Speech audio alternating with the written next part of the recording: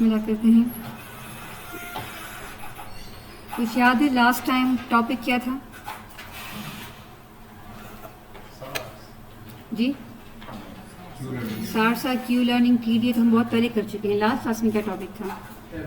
Diana Q. ठीक है, Diana architecture. ठीक, सो डायना आर्किटेक्चर हम पढ़ क्यों रहे थे? डायना क्यू की तरफ हम गए क्यों थे? बिकॉज हमने क्या देखा कि जब हमने MDP स्टार्ट किए थे तो स्टार्ट में हमने कौन से मेथड्स देखे थे? Model based methods. And what are model based methods? जिनमें हमें क्या चीज़ गिवन होता है? मॉडल गिवन होता है। And what is meant by model? हमें ये प्रोबेबिलिटी जी ट्रांजिशन फंक्शन कहते हैं या डायनामिक फंक्शन भी कहते हैं, because it tells us the environment dynamics. तो मॉडल बेस्ड मेथड्स में हमें चूंकि ये मॉडल दिया होता है, इसके बेस पे फिर हम जो भी वैल्यूज डिटरमिन करते हैं, पॉलिसी निकालते हैं या वैल्यूज एवेलुएट करते हैं बेस्ड ऑन दिस मॉडल। इस मॉडल को हम कहते हैं distribution model. Why it is called distribution model? Because ये हमें क्या कहते हैं? For a given state and action जितने भी पॉसिबल स्टेट्स हो सकते हैं और हर पॉसिबल स्टेट में जितने भी पॉसिबल रिवॉर्ड्स हो सकते हैं, उन सब की प्रोबेबिलिटीज हमें बताता है। So it gives us the complete information, this distribution model. और जब एक दफ़ा हमारे पास इंफॉर्मेशन गिवन हो और इंफॉर्मेशन की बेस पे अगर हम वैल्यूज़ को एवेल्युएट करें या पॉलिसी डिटरमिन करें, उसको हम क्या कहते हैं? If some information is given और उसके बेस पे फिर आप पॉलिसी निकालते हैं या वैल्यूज़ डिटरमिन करते हैं, उसको हम क्या कहते हैं? उसको हम लर्निंग नहीं कहते, क्या कहते हैं उसको? प्लानिंग कहते हैं। ठीक, तो डिस्ट्रीब्यूशन मॉडल के बेस पे हमारे पास हमेशा क्या होती है? प्लानिंग होती है। और प्लानिंग करके या तो हम वैल्यूज डिटरमिन करते हैं, स्टेट एक्शन की वैल्यू या स्टेट की वैल्यू, या हम पॉलिसी डिटरमिन करते हैं। बट फिर हमने क्या कहा था? हमेशा आपके पास जरूरी नहीं कि डिस्ट्रीब्यूशन मॉडल गिवन हो। तो फिर हम किसकी तरफ गए? फिर हम सैम्पल बेस्ड मेथड्स की तरफ गए या मॉडल फ्री मेथड्स की तरफ गए। मॉडल फ्री मेथड्स में क्या होता है कि आपके पास मॉडल गिवन नहीं होता, तो फिर आप क्या करेंगे? फिर एजेंट क्या करेगा? Agent then interact with the environment to get samples from the environment and based on those samples फिर वो लर्न करता है। ठीक, तो सैम्पल बेस में या मॉडल फ्री में हमारे पास लर्निंग होती है। और लर्निंग कैसी होती है? इन्वायरमेंट के साथ इंटरेक्शन के थ्रू लर्निंग होती है। सो इन्वायरमेंट से हमें सैम्पल्स मिलते हैं, उसके बेस हम लर्निंग करते हैं, और लर्निंग करके या तो हम वैल्यू डिटरमिन करते हैं या पॉलिसी डिटरमिन करते हैं। तो इट मीन्स कि मॉडल बेस्ड मेथड्स में एजेंट को इन्वायरमेंट के साथ इंटरेक्ट करने की ज़रूरत नहीं है। उसको बगैर इंटरेक्शन वो सब कुछ प्लान कर सकता है, एंड देन जब उसके पास ये पॉलिसी आ जाए देन उसके अकॉर्डिंगली वो इंटरेक्शन करेगा। जबकि सैम्पल बेस में क्या होता है? ड्यूरिंग इंटरेक्शन वो लर्न कर रहा होता है और अपनी पॉलिसी को इम्प्रूव करता है। लेकिन इसका नुकसान क्या है? सैम्पल बेस्ड या मॉडल फ्री मेथड्स का नुकसान क्या है? कि ये लर्निंग तब आपके पास अच्छी होगी जब आपके पास इन्वायरमेंट से सैम्पल्स जब ज़्यादा आएँ। बिकॉज जब अगर सैम्पल्स कम होंगे तो it may not truly represent the policy, optimal policy और द वैल्यूज़। ठीक है, नहीं हम पढ़ चुके हैं। फॉर एग्जाम्पल अगर आप कॉइन कहा जाए कि आप एक फेयर कॉइन की प्रोबेबिलिटी निकालें, तो उसके दो तरीके हैं। या तो आप डिस्ट्रीब्यूशन मॉडल को यूज़ करें। डिस्ट्रीब्यूशन मॉडल में क्या होगा? आपको एग्जैक्टली पता होगा कि हेड की क्या प्रोबेबिलिटी है और टेल की क्या प्रोबेबिलिटी है। लेकिन if you do not know कि दैट्स अ फेयर कॉइन, तो फिर आप क्या करेंगे? फिर आप प्रोबेबिलिटी कैसे निकालेंगे? By experiment, by tossing the coin multiple times. लेकिन उस केस में भी आपके पास वो जो एस्टिमेट होगा प्रोबेबिलिटी का, वो तब एक्यूरेट होगा if you toss the coin multiple times.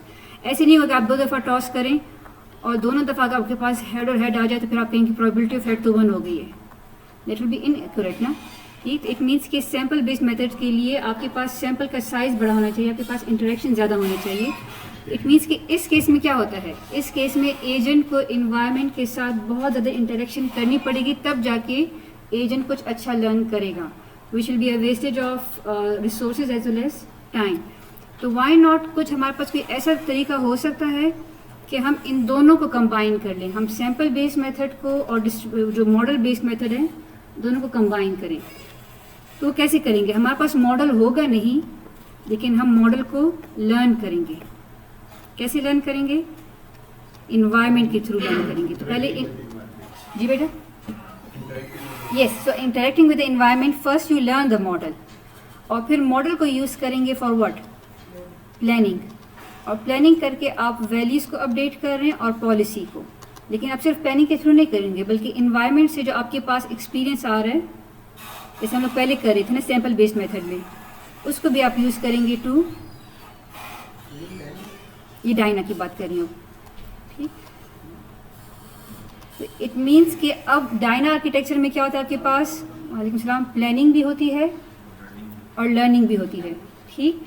लेकिन इस प्लानिंग का फ़ायदा क्या होता है कि चूंकि आप लर्निंग के दौरान साथ साथ प्लानिंग भी कर रहे हैं, तो फिर आपके पास सैम्पल साइज अगर छोटा हो भी, then still you can learn good values, ठीक। So that was basically Dyna architecture. अगर हम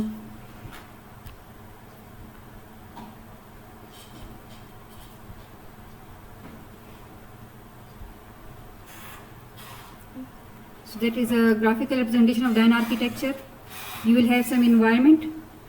Environment से आपको क्या मिलेगा, real experience.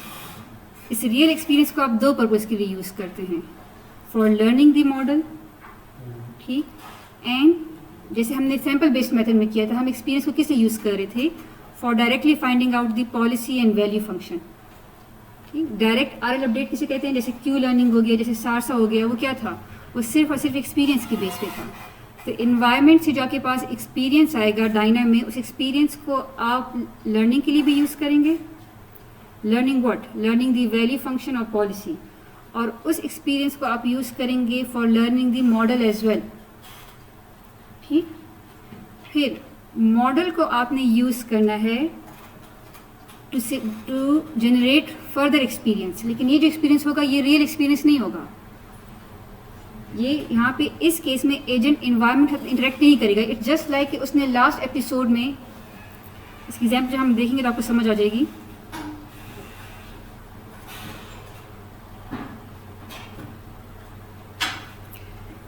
Suppose real experience क्या है कि एजेंट यहाँ पे है, उसने इस स्टेट में एक्शन लिया, वो यहाँ पे आ गया, ठीक। फिर उसने इस स्टेट में एक्शन लिया, वो यहाँ पे आ गया। तो रियल में क्या होगा कि जो जो हम एक्सपीरियंस ले रहे हैं सिर्फ उसी एक्सपीरियंस के बेस पे हम अपडेट कर रहे हैं।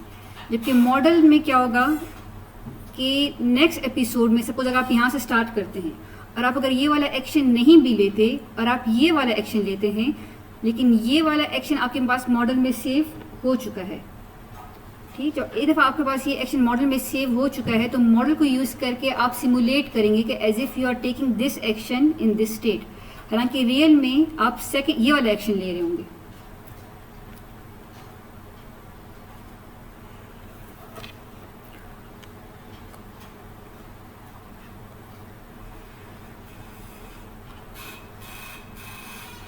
बड़ा ग्रिड बना लेते हैं। सपोज पहले है एजेंट, फर्स्ट एपिसोड में वो यहाँ से यहाँ पे आया, फिर वो यहाँ पे गया, सपोज यहाँ पे गया, फिर यहाँ पे आया, फिर यहाँ पे आया और यहाँ पे आया, ठीक।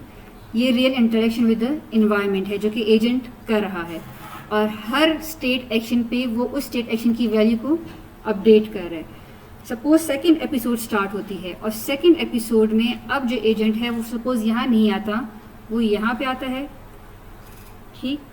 फिर वो यहाँ पे जाता है सपोज, फिर वो यहाँ पे आता है, एंड समथिंग लाइक दैट। अब अगर सिर्फ लर्निंग होती तो क्या होता, सेकंड एपिसोड में सिर्फ जिन जिन स्टेट एक्शन को इसने विजिट किया है वो अपडेट होते। लेकिन डायना में क्या होगा कि सेकंड एपिसोड में जो एक्शन और स्टेट वो रियल में ले रहा है, उससे तो वो अपनी वैल्यूज को अपडेट कर रहा है, लेकिन साथ में उसको याद है कि पिछले एपिसोड में उसने ये वाला, इस स्टेट में उसने ये एक्शन लिया था, तो उसके बेस पे वो इस स्टेट एक्शन को दोबारा से अपडेट करेगा। हालांकि वो रियल में ये रेड वाला एक्शन ले रहा है, रियल में वो ये रेड वाली लाइन को फॉलो कर रहा है, लेकिन चूंकि उसके पास ये वाली इंफॉर्मेशन सेव है, तो इस इंफॉर्मेशन को यूज़ करके वो स्टेट एक्शन को अपडेट कर सकता है। सो इट्स जस्ट लाइक कि वो एक्सपीरियंस सिमुलेट कर रहा है, वो एक्सपीरियंस एक्चुअल में नहीं हो रहा, वो उसको इमेजिन कर रहा है, ठीक। सो मॉडल को हम क्या करते हैं, मॉडल को यूज़ करके हम एक्सपीरियंस को सिमुलेट करते हैं, ठीक। वो कैसे करते हैं, उसके लिए हम जो मैकेनिज्म फॉलो करते हैं that is called search control, कि आप मॉडल से कैसे कहेंगे कि अपना एक्सपीरियंस सिमुलेट करो। उसके डिफरेंट तरीके हो सकते हैं। हमने जो तरीका पढ़ा है वो हम देखते हैं कि हमने क्यू प्लानिंग में क्या चीज़ पढ़ी है, डायना क्यू में, सॉरी। एंड वंस जब मॉडल से एक्सपीरियंस आ जाए उसको भी फिर आप यूज़ कर सकते हैं for updating these values. It means कि डायना आर्किटेक्चर क्या करता है, मॉडल के बेस पे प्लानिंग करता है और एक्सपीरियंस के बेस पे लर्निंग करता है और दोनों को कंबाइन करता है। So if I ask you कि ये रियल एक्सपीरियंस किस चीज़ के लिए यूज़ हो रहा है, तो आप क्या कहेंगे? अगर मैं आपसे ये पूछूं कि पॉलिसी वैल्यू फंक्शन को अपडेट करने के लिए आप क्या क्या यूज़ करते हैं? पॉलिसी वैल्यू फंक्शन को अपडेट करने के लिए आप रियल एक्सपीरियंस यूज़ करते हैं, आप सिमुलेटेड एक्सपीरियंस यूज़ करते हैं, और साथ ही साथ ये रियल एक्सपीरियंस किसको अपडेट कर सकता है? आपके मॉडल को अपडेट कर सकता है।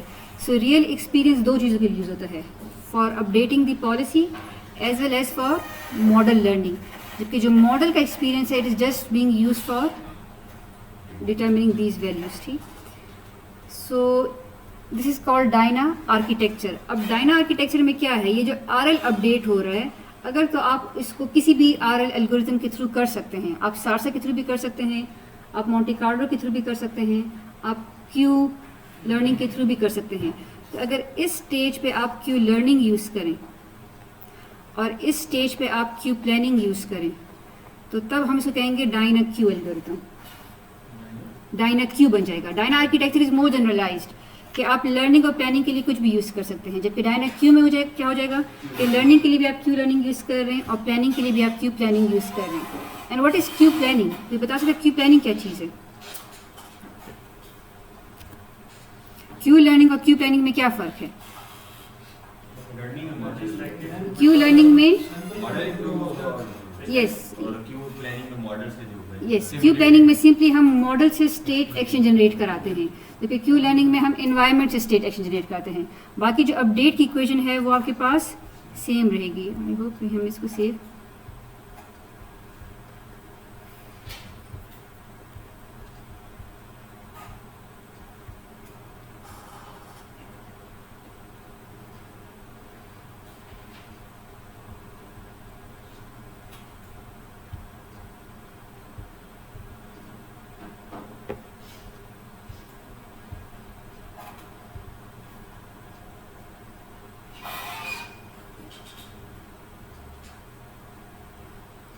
ये क्या है? इट्स क्यू प्लानिंग और it's exactly similar to Q learning. फ़र्क ये है कि अब हम जो ये स्टेट और एक्शन है ये कहाँ से ले रहे हैं? मॉडल से पूछ रहे हैं, इन्वायरमेंट से नहीं। क्यू लर्निंग में क्या होता है, हम किसी स्टेट में एक पर्टिकुलर एक्शन लेते हैं उस इन्वायरमेंट में, और वो इन्वायरमेंट हमें क्या रिटर्न करता है कि what is the next state and what is the reward. जबकि क्यू प्लानिंग में क्या होगा, हम मॉडल से पूछेंगे कि अगर ये स्टेट में ये एक्शन लिया जाए तो what is the next state and reward. ठीक, तो मॉडल में ये इंफॉर्मेशन कहीं से सेव होगी। कहाँ से सेव होगी? By learning from the real experience. Difference clear है क्यू प्लानिंग में और क्यू लर्निंग में? और अगर दोनों को हम कंबाइनली यूज़ करें then it becomes what? Dyna Q. ठीक, सो डायना क्यू बेसिकली क्या है? डायना एक आर्किटेक्चर है, उस आर्किटेक्चर इसे जनरलाइज, ठीक है, जिसमें planning, learning and acting, sorry इसमें हमने एक्टिंग की बात नहीं की, कि इसमें सिर्फ प्लानिंग लर्निंग के साथ साथ तीसरा जो एलिमेंट है वो है एक्टिंग का। ठीक, सो क्या हो रहा है, आप इन्वायरमेंट में एक्ट करेंगे, उसको यूज़ करके आप लर्न करेंगे और फिर आप मॉडल से प्लान करेंगे। आपके पास जो वैल्यूज़ आएंगे उसके अकॉर्डिंगली आप दोबारा से एक्ट करेंगे, दोबारा से एक्सपीरियंस आएगा, उस एक्सपीरियंस को यूज़ करके आप लर्निंग भी करेंगे और उस एक्सपीरियंस को यूज़ करके आप मॉडल को लर्न करेंगे, जिसके बेस पे आप प्लानिंग करेंगे। So basically what is Diana architecture? Learning, planning and acting, जब तीनों को हम कंबाइन करते हैं इट बिकम्स डायना आर्किटेक्चर। और फिर इस डायना आर्किटेक्चर को हम स्पेसिफिक कर लें अगर क्यू लर्निंग और क्यू प्लानिंग पे, तो जो एल्गोरिथम बनता है इसको हम कहते हैं that is Diana Q. This is your dyna queue. Tabular dyna queue क्यों? Because the state actions are limited, so we can save them in a table. So initialize QSA, वो Q values हैं जो कि start में तमाम state action के लिए 0 होंगी। फिर हम हर स्टेट में हर एक्शन के लिए जो नेक्स्ट स्टेट और रिवॉर्ड आता है उसको हम कहाँ सेव करेंगे? इस डेटा स्ट्रक्चर में सेव करेंगे। ठीक, सो इनिशियली ये मॉडल एम्प्टी होगा, जो हम इंटरेक्ट करते रहेंगे इस मॉडल को हम अपडेट करते रहेंगे। अच्छा, डायना क्यों के लिए ज़रूरी है जब हम कि हम जो एक्शन लें वो डिटर्मिनिस्टिक एक्शन हो, वो स्टोकेस्टिक ना हो। बिकॉज जब एक्शन डिटर्मिनिस्टिक होगा तब ही वो मॉडल में जब सेव होगा तब वो मॉडल हमारे काम का होगा। फॉर एग्जांपल अगर ये स्टोकेस्टिक होगा तो उसका नुकसान क्या है कि हो सकता है फर्स्ट टाइम आपने उस स्टेट में वो एक्शन लिया और हो सकता है फर्स्ट टाइम आपके पास एक पर्टिकुलर रिवॉर्ड और एस प्राइम आ जाए और आपने इसको मॉडल में सेव कर लिया। बट अगर वो स्टोकेस्टिक है तो उसका नुकसान क्या है कि नेक्स्ट टाइम ज़रूरी नहीं है कि वो स्टेट और वही एक्शन आपको वही रिवॉर्ड और वही एस प्राइम दे। तो इट मीन्स कि you may use the inaccurate model for planning.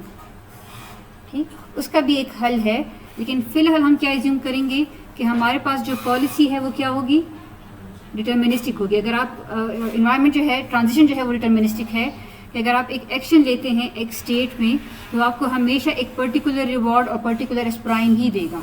ये बात क्लियर है सबको? क्विज में क्वेश्चन आ सकता है कि why the actions are deterministic in Dyna Q. बताएं क्यों डिटर्मिनिस्टिक है? यस, क्योंकि अगर स्टोकेस्टिक होगा तो इट मीन्स कि फिर ये जो मॉडल है ये हमारे प्लानिंग के लिए यूज़फुल नहीं रह सकता। ठीक, फॉर एग्जांपल अगर तो स्टोकेस्टिक हुआ, फॉर एग्जांपल फर्स्ट टाइम आपने मॉडल में अगर आपने कहा कि S1 में जब मैंने A1 एक्शन लिया तो मुझे S2 स्टेट मिला और मुझे रिवॉर्ड 0 मिला। ठीक, अगर तो ट्रांजिशन स्टोकेस्टिक हुई तो क्या हो सकता है कि नेक्स्ट टाइम जब आप S1 में एक्शन A1 लें तो हो सकता है कि आपकी स्टेट कुछ और हो, आपके पास रिवॉर्ड कुछ और हो। इसका क्या मतलब हुआ कि आपके पास ये मॉडल तो आउटडेटेड हो गया ना, इस मॉडल को अगर आप प्लानिंग के लिए यूज़ करेंगे so that won't be correct. तो इसलिए आपके पास ये जो ट्रांजिशंस होनी चाहिए ये डिटर्मिनिस्टिक होनी चाहिए कि जब भी आप स्टेट S1 में एक्शन A1 लें तो हमेशा आपको S2 और रिवॉर्ड 0 ही मिले। अच्छा, इस डायना क्यू का ये जो फर्स्ट पार्ट है ये क्या चीज़ है, ये वाला, this is learning, this is Q learning. Learning कैसे होती है कि हम इनिशियली कोई स्टेट लेते हैं, हम कोई एक्शन लेते हैं based on epsilon greedy. Epsilon greedy क्या करेगा कि विद एप्सिलॉन प्रोबेबिलिटी कोई रैंडम एक्शन लेगा एंड विद 1 माइनस एप्सिलॉन वो एक्शन लेगा जिसकी क्यू वैल्यू मैक्सिमम होगी। इनिशियली सबकी क्यू वैल्यू 0 होंगी, लेकिन से कोई भी एक्शन वो ले लेगा। फिर वो एक्शन ए लेता है, लेकिन ये एक्शन कहाँ पे लेगा, ये एक्शन कहाँ पे लिया जाएगा, इन्वायरमेंट में लिया जाएगा। ठीक, आपको रिवॉर्ड मिलेगा और आपको एक्स प्राइम पे चले गए, उसके बेस पे आपने क्यू एस ए की वैल्यू निकाली, दिस इज़ लर्निंग। ठीक, and this is Q learning because हम लोग क्या कर रहे हैं, मैक्सिमाइज कर रहे हैं। अगर ये मैक्सिमाइज वाला ऑप्शन में हटा दूँ तो ये क्या बन जाएगा, फिर ये 60 सा बन जाएगा, जिसमें फिर हम ए को फिक्स कर लेते हैं ए प्राइम। ठीक, यहाँ तक क्यू लर्निंग है। ये क्या चीज़ है, फिर हम लोग क्या कर रहे हैं कि जिस जी यस हम कहते हैं ना कि Q learning is off policy because we are acting according to one and we are determining according to another policy, optimal policy which we may not be following right now। ये Q learning है। Q learning के बाद हम क्या कहते हैं कि जिस स्टेट और जिस एक्शन को अभी हमने विजिट किया है उस स्टेट और उस एक्शन पे हमें क्या रिवॉर्ड मिला है और किस नए स्टेट पे गए हैं, इसको हमने अपने पास सेव कर लिया है। ये इन्फॉर्मेशन हमने अपने पास सेव कर ली है।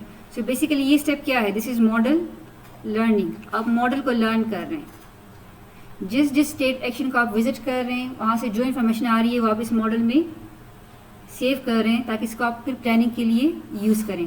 Again we are assuming the deterministic environment. फिर क्या हो रहा है, for every step of learning we will do planning multiple times. ठीक, तो हम लर्निंग और प्लानिंग दोनों को साथ लेके चलते हैं।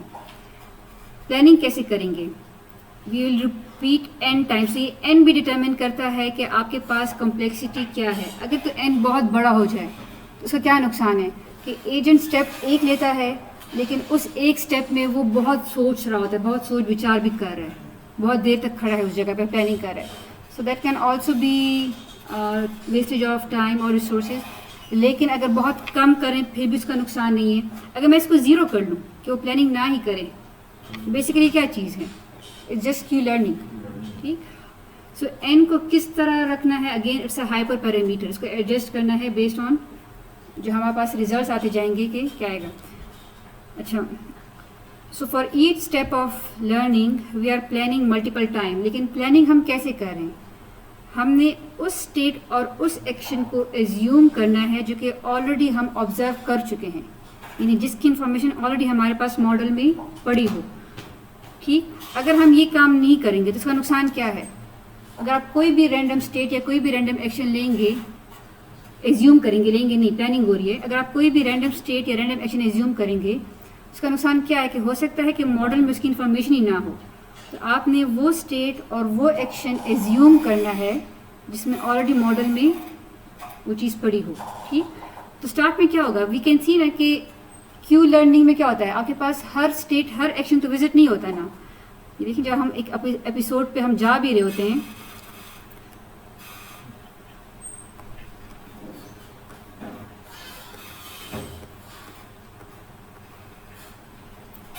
हो सकता है कि फर्स्ट एपिसोड में आपने इन स्टेट्स को सिर्फ विजिट किया, सब स्टेट्स को विजिट ना किया हो, तो आपके पास मॉडल में किन स्टेट एक्शन की वैल्यू सेव होंगी जिसको आपने विजिट किया हो।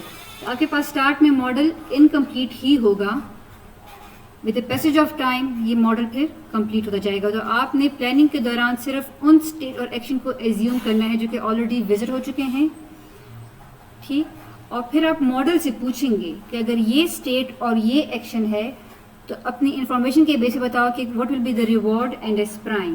सो बेसिकली ये कौन सा स्टेप है? It is simulating the experience. आप एक्शन नहीं ले रहे, आप इस स्टेट में एक्शन ले नहीं रहे, आप उससे सिर्फ पूछ रहे हैं कि लास्ट टाइम जो आपके पास इंफॉर्मेशन सेव थी उसके बेस पे बताओ कि तुम्हें क्या रिवॉर्ड और क्या एस प्राइम मिला था।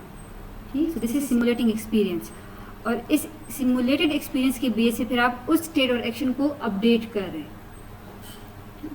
अब हम एग्जांपल देखते हैं, देन यू रियलाइज कि अगर ये काम ऑलरेडी लर्निंग में हो चुका था तो फिर प्लानिंग में दोबारा करने से क्या फ़ायदा होता है, उसको हम देखते हैं अभी। ठीक, अच्छा, सो this is simulating experience. Experience के बेस पे हमने वैल्यूज़ अपडेट कर ली, तो यू कैन सी कि आपके पास जो वैल्यूज़ अपडेट हो रही हैं वो सिमुलेटेड एक्सपीरियंस के बेस पे भी हो रही हैं, और वो किसके बेस पे हो रही है? रियल एक्सपीरियंस के बेस पे भी हो रही हैं। सेकेंड थिंग इज़ कि ये क्या चीज़ है, आप रैंडमली चूज़ कर रहे हैं ना मॉडल से, आप रैंडमली मॉडल को बता रहे हैं कि किस स्टेट और किस एक्शन की इंफॉर्मेशन रिटर्न करनी है।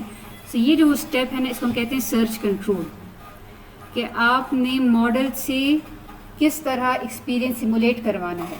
तो इस केस में सर्च कंट्रोल क्या हो गया आपके पास? रैंडम, आप किसी भी स्टेट एक्शन को रैंडमली चूज़ करते हैं और तब आप मॉडल से उसके बारे में पूछते हैं। But that is in Dyna Q algorithm. Diana architecture is generic, यानी हो सकता है कि आप हमेशा मॉडल को क्वेरी करने के लिए कोई रैंडम स्टेट एक्शन ना लें, कोई और तरीका चूज़ करें। सो इट मीन्स कि search control can be anything. So what is search control? How to query the model to simulate the experience. इस केस में हम मॉडल को कैसे क्वेरी कर रहे हैं? रैंडमली। जी उबैद। यस, ठीक। अब हम एग्जाम्पल के थ्रू देखते हैं कि अगर ऑलरेडी हम इसको यहाँ पे अपडेट कर चुके हैं तो प्लानिंग में अपडेट करने से हमें क्या फ़ायदा होता है। यहाँ तक बात क्लियर है? सो ये डायना आर्किटेक्चर के हमने सारी चीज़ यहाँ पे देख ली हैं। Q learning from the real experience, model learning based on the real experience आते इस पर। ठीक, एग्जैक्टली, इसको एग्जाम्पल के थ्रू देखते हैं फिर समझ आ जाएगी। ठीक, सो बात ही नहीं प्लीज़।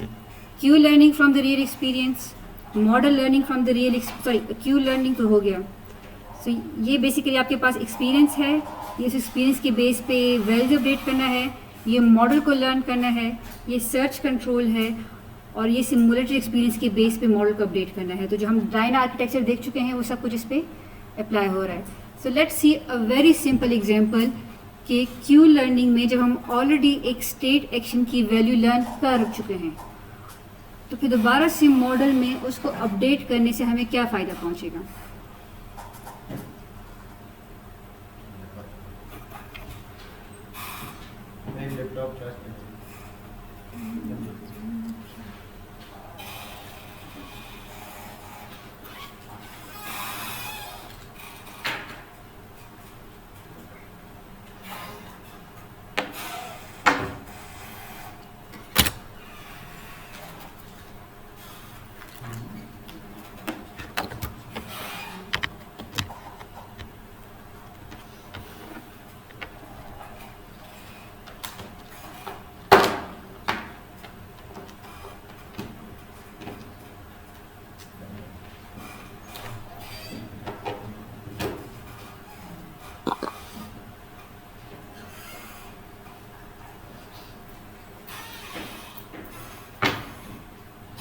कहाँ तक पहुँचे थे?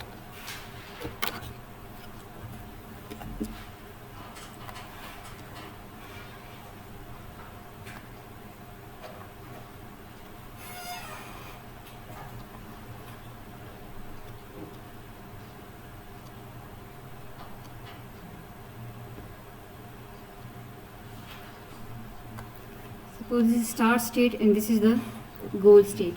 और जो एक्शंस हैं वो हमारे पास लेफ्ट और राइट है. Every action in every state will give you the reward 0 except the action which takes you to the goal state. इसका क्या मतलब है? अगर आप स्टेट एस में हैं, अगर आप लेफ्ट जाएंगे और यहाँ पे आ जाते हैं, इसको S1 के हैं, S2 के हैं, S3 के हैं, तो अगर आप S1 में राइट लेके S2 भी जाएंगे फिर भी रिवॉर्ड 0 मिलेगा. और अगर आप S1 में लेफ्ट लेके S1 में ही रहते हैं तब भी रिवॉर्ड 0 मिलेगा. इस तरह S2 से S3 में भी रिवॉर्ड 0, S3 से S2 में भी reward 0. The only reward that we are getting is when we take right action in S3, तो आपको G मिले जाएगा और आपको रिवॉर्ड 1 मिलेगा. So let's start with this. सबसे पहले हम क्या करते हैं, क्यू लर्निंग में वी इनिशिएट एन एपिसोड. हम एक एपिसोड स्टार्ट कर लेते हैं. What is episode? Directly interaction with the environment. Suppose ये अगर हम कहें कि S1 में पहले हम S2 गए, ठीक, S2 से फिर हम S1 आए, क्योंकि ज़्यादा वो हो जाएगा, इसको आसान कर लेते हैं. S1 से S2 गए, S2 से S3 गए, लेकिन ये हमेशा ऐसे नहीं होगा. हमने क्या कहा कि एप्सिलॉन ग्रीडी हो रहा है ना. एप्सिलॉन ग्रीडी में क्या करते हैं कि आप एक्सप्लोरेशन भी करते हैं. तो हो सकता है कि वो S3 से वापस S2 आए, S2 से वापस S1 आए, S1 से S2, S3 और कहीं आखिर में जाके वो फिर गोल स्टेट पे आ जाएगा. लेकिन इसको सिंप्लीफाई करने के लिए वी आर जस्ट एज्यूमिंग कि उसका जो पाथ था एपिसोड का वो ये था, starting from this and ending in this. तो अगर क्यू लर्निंग हो रही है तो स्टेप बाय स्टेप होगी ना, और हर स्टेप ऑफ क्यू लर्निंग में फिर मल्टीपल स्टेप्स ऑफ प्लानिंग भी होगा. ठीक, सो पहला स्टेप करते हैं लर्निंग. और क्यू लर्निंग में सबसे पहले हमने कौन सा स्टेप लिया था? हमने स्टेट S1 में राइट लिया था. तो अगर आप स्टेट S1 में राइट लेते हैं तो उसकी क्यू वैल्यू कैसे अपडेट होगी? उसकी पुरानी वैल्यू हम क्या एज्यूम करते हैं? स्टार्ट में हमने सारी स्टेट एक्शन की वैल्यूज क्या एज्यूम की थी? 0. उसकी पुरानी वैल्यू 0. सपोज अल्फा इज 1, जरूरी नहीं कि वो 1 ही हो, वो कुछ इक्वेशन याद है क्या है? यहाँ ऊपर लिखी भी ये इक्वेशन है. ठीक, सो इनिशियल वैल्यू इज 0. ये इक्वेशन फिलहाल प्लानिंग के लिए यूज हो रही है, बट वी नो कि the equation is same for planning and learning. पुरानी वैल्यू 0 है, अल्फा 1 है, रिवॉर्ड आपको 0 मिला है, और डिस्काउंटिंग फैक्टर सपोज 0.9 है, और आप कह रहे हैं कि वो स्टेट एक्शन की वैल्यू लो जो कि अब तक मैक्सिमम हो. तो सारी ही स्टार्ट में 0 हैं तो 0 ही होगा, -0. तो बेसिकली S1 इसकी वैल्यू भी 0 हो गई. अच्छा, अब ये 1 स्टेप ऑफ लर्निंग हो गया है. आपने स्टेट S1 में राइट एक्शन लिया, आपने उसकी वैल्यू अपडेट कर ली. फिर क्या होगा? लर्निंग के बाद हम क्या करते हैं? मॉडल में इसको सेव करते हैं. सो मॉडल में हम क्या सेव करेंगे? Model for state S1 taking right action. क्या कि आप कहाँ गए? S2 में गए और आपको रिवॉर्ड क्या मिला? 0. तो ये इन्फॉर्मेशन आपने मॉडल में सेव कर ली. फिर क्या होगा? Repeat n times, multiple times. Suppose आप 3 करें, 2 करें, 4 करें, कुछ भी कहें, हर दफ़ा अब आप क्या करेंगे? उन स्टेट एक्शन को अपडेट करेंगे जो कि ऑलरेडी विजिट हो चुके हैं. अब इस केस में तो एक स्टेट एक्शन ही ऑलरेडी विजिट हुआ है ना, और तो है ही नहीं. तो क्या होगा? बार बार इसी S1R की वैल्यू अपडेट होगी बेस्ड ऑन द इंफॉर्मेशन जो कि अभी कोई चेंज नहीं हुई. तो फिलहाल प्लानिंग का कोई फ़ायदा नहीं हुआ इस केस में. आपने सिर्फ S1R को ही विजिट किया है अब तक, और उसको अगर आप रिपीट कर भी लें, मल्टीपल टाइम्स अपडेट कर भी लें, तो चूंकि इन्फॉर्मेशन कोई चेंज नहीं हुई तो आपके पास ये स्टिल भी क्या रहेगा? 0 ही रहेगा. फिर नेक्स्ट स्टेप में क्या होगा? अभी एल्गोरिथम ख़त्म नहीं हुआ, ठीक है, बिकॉज अभी तो हमने क्या करना है? अभी तो एक एपिसोड भी ख़त्म नहीं हुई, और हमने तो ये काम क्या करना है? मल्टीपल एपिसोड्स के लिए करना है. दोबारा हमारे Q, basically this is now Q planning. दोबारा से क्यू लर्निंग होगी, और अब किसकी वैल्यू अपडेट होगी? अब हम कौन सा स्टेप ले रहे हैं? बताएं, अब कौन सा स्टेप ले रहे हैं? हमने अब S2 में देखा, एपिसोड ये थी कि पहले हम S1 से S2 जा रहे हैं, S2 से S3 जा रहे हैं, S3 से गो जा रहे हैं. सो सेकंड स्टेप क्या हुआ? S2 में हमने राइट लिया, ठीक, अगेन उसकी वैल्यू क्या होगी, पुरानी वैल्यू प्लस दिस, पुरानी वैल्यू 0.9 और अभी भी सारी वैल्यू ज़ीरो ही हैं, तो बेसिकली ये वैल्यू भी आपके पास क्या आ गई, ज़ीरो ही आ गई है। मॉडल में क्या सेव करेंगे, अब मॉडल में अब हम S2R को सेव करें कि जब भी स्टेट S2 में हमने राइट लिया, हम S3 में गए और रिवॉर्ड ज़ीरो मिला। अब अगेन प्लानिंग होगी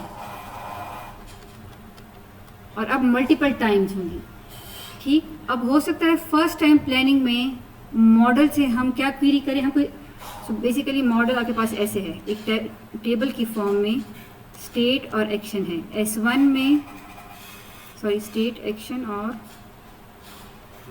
नहीं,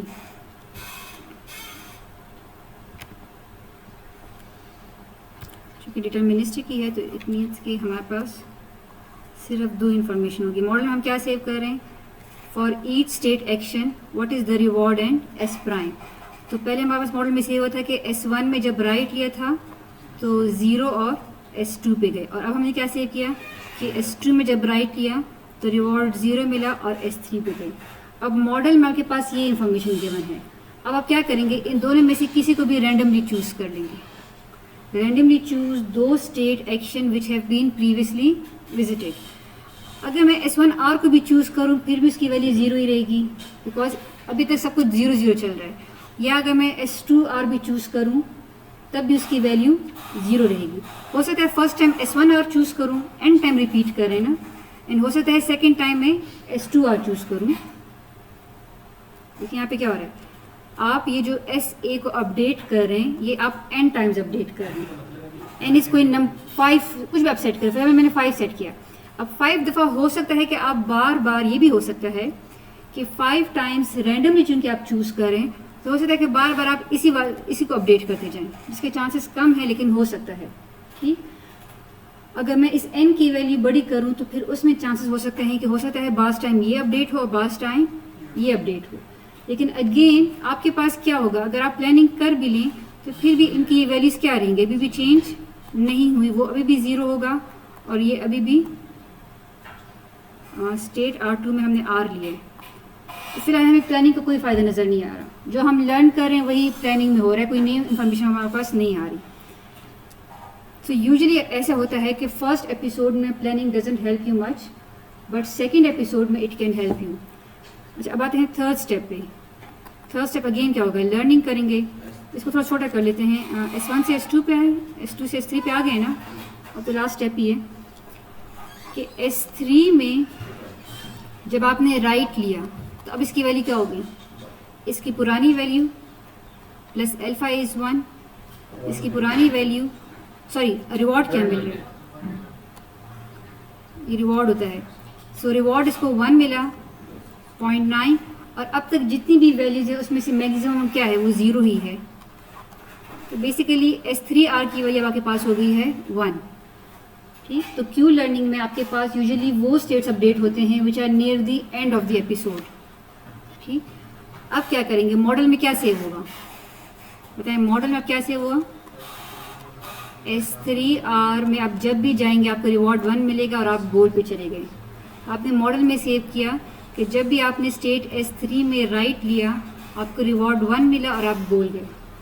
अब the planning can be useful, कैसे, अब आप प्लानिंग करेंगे तो प्लानिंग मल्टीपल टाइम्स कर रहे हैं ना। हो सकता है कि आपने रैंडमली इसमें से आपने सपोज फर्स्ट टाइम आपने इसी को चूज़ कर लिया, ठीक। जब इसी को चूज़ कर लिया तो इसकी इक्वेशन फिर क्या बनेगी, इसमें तो चेंज नहीं आएगा बिकॉज वैल्यू 1 है। सपोज ये करते हैं कि रैंडमली हमने इसको चूज़ किया S2R2 को। Are you getting a point, model में हमारे पास इंफॉर्मेशन सेव है, अब तीनों स्टेट एक्शन पेयर्स आ गए हैं, अब इसके बेस पे हम प्लानिंग करेंगे। अगर मैं बताएंगे, अच्छा साहब मुझे ज़रा S2 में राइट प्लानिंग में कर रही हूँ, प्लानिंग करते वक्त मैंने ये स्टेट और ये एक्शन रैंडमली चूज़ किया, कहाँ से, इस मॉडल से, ठीक है। इस मॉडल ने मुझे क्या बताया कि अगर आप स्टेट 2 में राइट लेते हैं तो आपको रिवॉर्ड 0 मिलेगा और स्टेट S3 में जाएंगे, ठीक। तो अब इसकी वैल्यू कैसे अपडेट होगी, इसकी पुरानी वैल्यू क्या थी जो पहले QSA की ज़रा इक्वेशन बताएं जल्दी से, क्या इक्वेशन होती है QSA की? ये हम इसलिए भी रिवाइज करेंगे, अभी आपका आगे क्विज भी है, ठीक। तो QSA की वैल्यू क्या होती है? पुरानी वैल्यू प्लस अल्फ़ा, आपको जो रिवॉर्ड मिले, डिस्काउंटिंग फैक्टर, और आपने वो वैल्यू एज्यूम करनी है जो कि मैक्सिमम हो ओवर A प्राइम और इसकी पुरानी वैल्यू। अब इसको यूज़ करके मुझे बताएं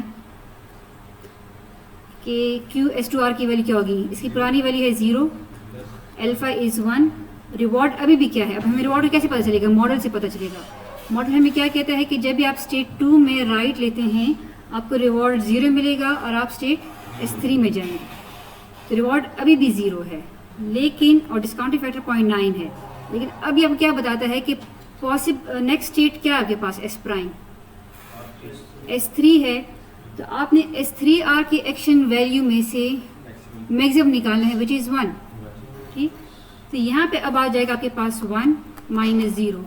सो यू कैन सी कि आपके पास वो स्टेट जो कि अभी आपने विजिट नहीं की थी, आपने पहले विजिट की थी, लेकिन प्लानिंग के दौरान आपने इसको अपडेट कर लिया बाय सिमुलेटिंग। आप एज्यूम करें कि आप ये स्टेट 2 में राइट एक्शन ले रहे हैं, क्योंकि आप एक्चुअल में ले नहीं रहे, आप मॉडल को यूज़ कर रहे हैं, ठीक। तो अब इसकी वैल्यू जब अपडेट हो जाएगी तो क्या आ जाएगी? 0.9। अगर ये प्लानिंग ना होती और सिर्फ लर्निंग होती तो क्या होता? बस यहाँ तक बात ख़त्म हो जाती कि आप क्या करते। अगर सिर्फ लर्निंग होती तो सिर्फ S1R की वैल्यू 0 आती, S2R की वैल्यू भी 0 आती और S3R की वैल्यू आपके पास 1 आ जाती अगर लर्निंग होती एक एपिसोड में, और फिर हम सेकेंड एपिसोड में चले जाते। लेकिन यहाँ पे क्योंकि लर्निंग के साथ प्लानिंग भी हो रही है, तो जब पहली एपिसोड ख़त्म हुई है तो आपके पास ये तो 1 हो चुका है, साथ में इसकी वैल्यू भी चेंज हो गई है, और इसकी वैल्यू भी चेंज हो सकती है बिकॉज आप मल्टीपल टाइम्स प्लानिंग करें। हो सकता है कि अभी हम प्लानिंग में हमने इसको रैंडमली चूज़ किया था ना, और ये प्लानिंग तो हम मल्टीपल टाइम्स कर रहे हैं, n टाइम्स करें। हो सकता है नेक्स्ट टाइम जो आप रैंडमली चूज़ करें वो S1R हो, तो S1R भी अपडेट हो सकती है।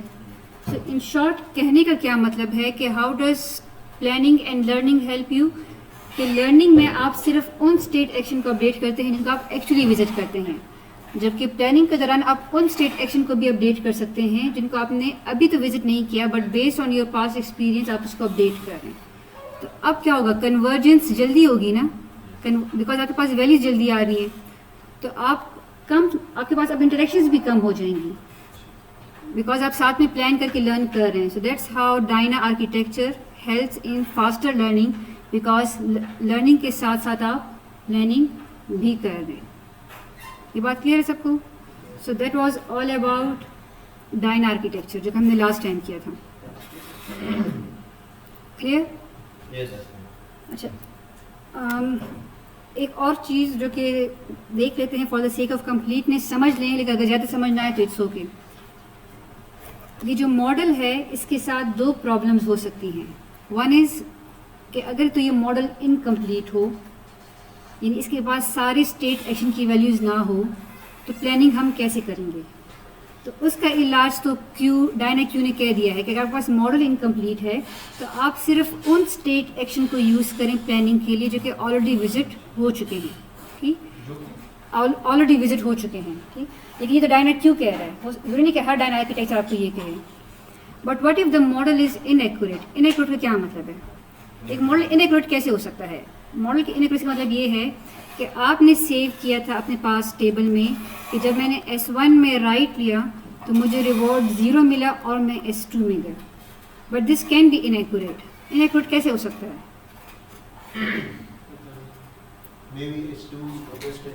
या तो हम स्टोकेस्टिसिटी है, हमने एज्यूम किया कि डिटर्मिनिस्टिक है, but what if the environment is stochastic, यानी जिस टाइम आपने इंफॉर्मेशन सेव की उस टाइम वाकई में S1 में राइट लेने पे आपको रिवॉर्ड 0 और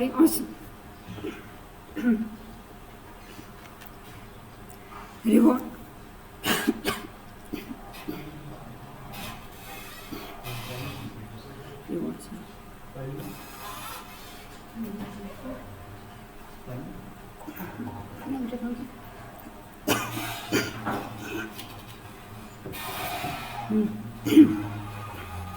चलें थोड़ा गुजारा कर लेते हैं। पानी है। नहीं थैंक यू बेटा, ये अब ठीक हो जाएगा। सो अगर आप स्टेट S1 में, कहाँ गया, इनएक्यूरेट का क्या मतलब है कि जिस टाइम आपने मॉडल में इंफॉर्मेशन सेव की उस टाइम आप स्टेट S1 में जब एक्शन राइट लेते हैं तो आपको रिवॉर्ड 0 और S2 ही था। बट हो सकता है कि नेक्स्ट टाइम जब आप S1 में राइट लें तो हो सकता है कि आप S2 में ना जाएं या आपको ये वाला रिवॉर्ड ना मिले, बिकॉज इन्वायरमेंट चेंज हो सकता है। ठीक, so what if the environment changes, तो फिर तो आपकी प्लानिंग किसी काम की नहीं हुई ना। इन रियल लाइफ में भी तो ऐसे होता है, हम लोग प्लानिंग करते हैं बेस्ड ऑन एजम्पशन कि अगर ऐसे करूँगा तो ऐसे होगा, अगर ऐसे करूँगी तो ऐसे होगा, but then some life gives us surprises और उस तरह की वो चीज़ नहीं होती। तो ये काम रीइंफोर्समेंट लर्निंग में भी हो सकता है कि आपका जो मॉडल है वो इनएक्यूरेट हो। जिस टाइम आपने इंफॉर्मेशन सेव की, ठीक, वो इंफॉर्मेशन बाद में चेंज हो गई, लेकिन आप प्लानिंग क्या करें, आप प्लानिंग तो इस मॉडल के मुताबिक कर रहे हैं। तो अगर आपकी प्लानिंग ही इस मॉडल के मुताबिक है, इट मीन्स कि आप ये जो वैल्यूज़ लर्न कर रहे हैं ये गलत लर्न कर रहे हैं। ठीक, तो इसका हल क्या है? इसका हल ये है कि आपका मॉडल जल्दी जल्दी अपडेट हो, ताकि अगर इन्वायरमेंट में कोई चेंज आता भी है तो उसका इफ़ेक्ट हमें जल्दी पता चल जाए। बट हम देख रहे हैं कि वो मॉडल कब अपडेट होता है, जब वो एक्चुअली वो स्टेट एक्शन लेगा तब मॉडल अपडेट होगा। इट मीन्स कि एक स्टेट एक्शन तभी अपडेट होगा जब मैं वो रियल में लूँगा, यानी लेकिन अगर इससे पहले मैं प्लानिंग करूँगी या करूँगा तो वो गलत होगा, लेकिन ये मॉडल नहीं कर सकते। अब मसला ये है कि ये स्टेट एक्शन रियल इन्वायरमेंट में कब लिया जाता है, ये एक्शन कब लिया जाता है बेस्ड ऑन एप्सिलॉन ग्रीडी, यानी ये एजेंट इस स्टेट में ये एक्शन लेता है बेस्ड ऑन एप्सिलॉन ग्रीडी, और तभी हम मॉडल को चेंज कर सकते हैं। अब suppose there is such a state action, हालांकि एप्सिलॉन ग्रीडी में एक्सप्लोरेशन के चांसेस हैं, but what if the exploration chances are so less कि एक पर्टिकुलर स्टेट एक्शन अपडेट ही नहीं हो रहा, आप उसको विजिट ही नहीं कर रहे इसलिए वो अपडेट ही नहीं हो रहा। Are you getting a point? मसला क्या है कि हो सकता है कि आपके पास मॉडल में जो पर्टिकुलर स्टेट और पर्टिकुलर एक्शन की इंफॉर्मेशन हो वो गलत हो। अब वो कब ठीक हो सकती है? जब वो रियल लाइफ में आप उस स्टेट एक्शन को दोबारा से विजिट करेंगे तब वो ठीक हो सकता है। लेकिन रियल लाइफ में how would you make the agent कि आपने अभी ज़रूर लेना है ये स्टेट और एक्शन, आप मजबूर तो नहीं कर सकते, बिकॉज ये एक्शन वो कैसे ले रहा है based on this epsilon greedy. Epsilon greedy में there is a chance of exploration, but what if उस स्मॉल चांस में वो ये एक्शन कभी एक्सप्लोर ही ना हो, तो एक एजेंट को आप कैसे मजबूर करें कि वो पर्टिकुलर एक्शन ले? हो सकता है एक्सप्लोरेशन में भी तो ना हो, लेकिन उसको हम मजबूर कर सकते हैं by making the reward of that action a large. उस एक्शन की रिवॉर्ड को थोड़ा सा बड़ा कर लें ताकि फिर बीइंग ग्रीडी वो उस एक्शन को चूज कर लें।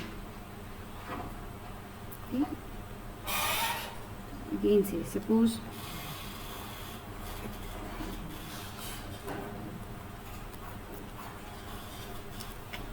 एक एजेंट जी यस, लेकिन नेक्स्ट एपिसोड में भी उस स्टेट में एक्शन लेने के कितने चांसेस हैं? बहुत कम है। तो उन चांसेस को बढ़ाने के लिए हम क्या करते हैं, उन एक्शंस के रिवॉर्ड को बड़ा करते हैं जिनको अपडेट किए हुए काफ़ी टाइम हो चुका है। देखिए सपोज़ आपने एक एपिसोड लिया और आप इस एपिसोड में इस तरह चले गए।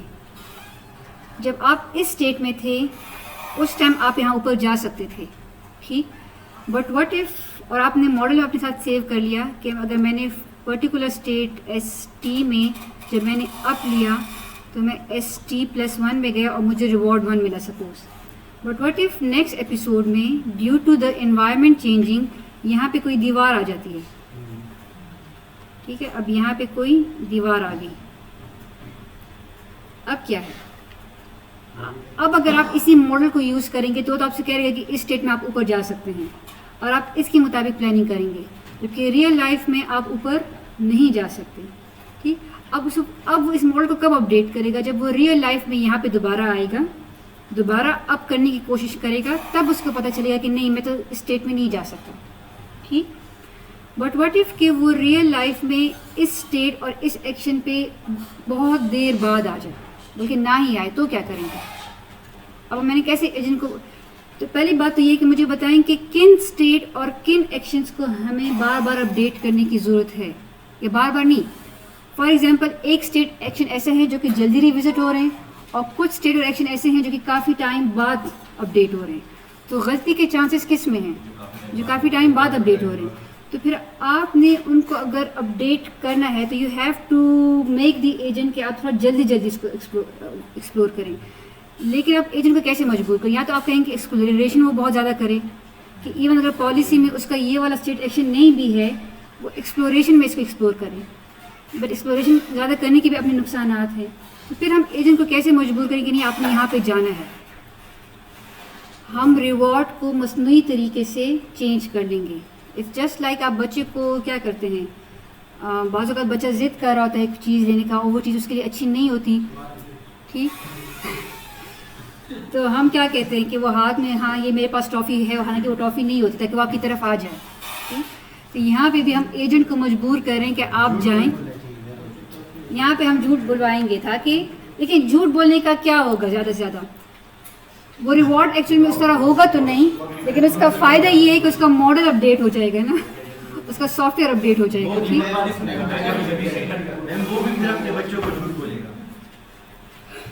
चलिए, रीइंफोर्समेंट लर्निंग में हम देखें ह्यूमन साइकी को भी एक्सप्लोर कर रहे हैं। और ये गेटिंग पॉइंट कि किस तरह एक स्टेट एक्शन को अगर हमने अपडेट करना है थोड़ा जल्दी से, तो हम क्या करें, उस स्टेट में उस पर्टिकुलर एक्शन का जो रिवॉर्ड है उसको हम इंक्रीज़ करें। और कितना इंक्रीज़ करें? उसका अपना रिवॉर्ड क्या है, आर, हम इसको इंक्रीज़ करते हैं, ठीक? लेकिन ऐसे फैक्टर से अब हर एक्शन के रिवॉर्ड इंक्रीज़ नहीं करना, बल्कि उस एक्शन के रिवॉर्ड इंक्रीज़ करना है जो कि काफ़ी टाइम बाद विजिट हो रहा है।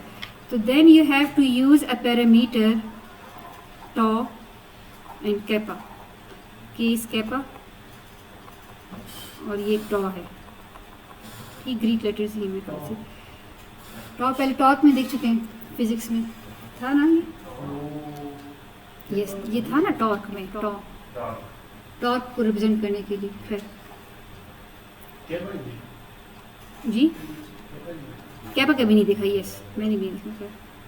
सो एक एक्शन के रिवॉर्ड को, उस एक्शन के रिवॉर्ड को हम ज़्यादा अपडेट करेंगे जिसको विजिट किए हुए काफ़ी टाइम हो चुका है। So this tau basically represents the number of steps elapsed since this action A has been taken। तो एक एक्शन ए को लिए हुए अगर जितना ज़्यादा टाइम गुजरेगा उतना ही उसका हम रिवॉर्ड बढ़ा रहे हैं ताकि एजेंट उसकी तरफ चला जाए। और ये कैपा क्या है? ये आपका वो हाइपर पैरामीटर है कि इसका इफेक्ट कितना होना चाहिए। अगर 1 है तो इसका इफेक्ट ज़्यादा होगा, अगर हम चाहें कि नहीं इसका इफेक्ट थोड़ा कम करें तो इसको हम कम करेंगे। सो अगर जस्ट सिर्फ इसकी इंट्यूशन ले लें कि sometimes in order to make the model updated frequently हमने रिवॉर्ड्स को इस तरह इंक्रीज करना है, ठीक? इस एल्गोरिथम को फिर हम कहते हैं diner Q plus. So difference between diner Q and diner Q plus क्या है कि क्यू प्लस में हम रिवॉर्ड को डायनेमिकली अपडेट करते हैं based on how less frequently it is visited, ठीक? ये चीज़ चलें जी, अगर ये चीज़ क्लियर है तो थोड़ा सा ब्रेक लेते हैं, then we'll start this session with नहीं क्विज अगली क्लास में होगा। अभी आपके लैपटॉप्स लेके आए हैं, ठीक? तो देन